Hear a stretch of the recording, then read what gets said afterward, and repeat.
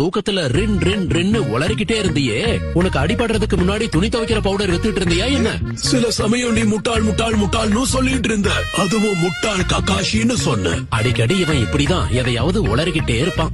முட்டாள் ககாஷினா என்ன தெரியல, பேசாம அவன்கிட்டயே கேட்டு பாக்கலாம். தூக்கத்துல இப்படி எல்லாமா உளர்ன? ஐயோ, ஒன்ன விடாம எல்லாத்தையும் கேட்டு விடவே கூடாது. தம்பி, எங்களுக்கு ஒரு சந்தேகம் இருக்கு, கேக்கட்டுமா? கேளியா. இயற்கை உபாதை, அதாவது வயத்த கலக்கிறப்ப உனக்கு எப்படி இருக்கும்னு சொல்ல முடியுமா பிளீஸ்? ஏயா கக்காஷி பத்தி கேப்பீங்கன்னு பார்த்தா கக்கா போறது எப்படின்னு கேக்குறீங்களா? உங்க 2 பேருக்கு வெக்கமா இல்லையான்னு கேக்குறேன். நாங்க அப்படி என்ன பண்ணிட்டோம்னு நீ இப்போ இவ்வளவு கோவப்படுறேன்னு எங்களுக்கு தெரியல. அந்த ரின்ன பத்தியும் கக்காஷிய பத்தியும் நாங்க அப்புறமா கேட்டு தெரிஞ்சுக்கிறோம். முக்கியமா இந்த சுருள் மண்டைய இருக்கானே, இவனுக்கெல்லாம் கக்கா போக வழியே கிடையாது. இருந்தாலும் ஆர்வத்தை பத்தியா உன்கிட்ட சொல்ல முடியாதுடா.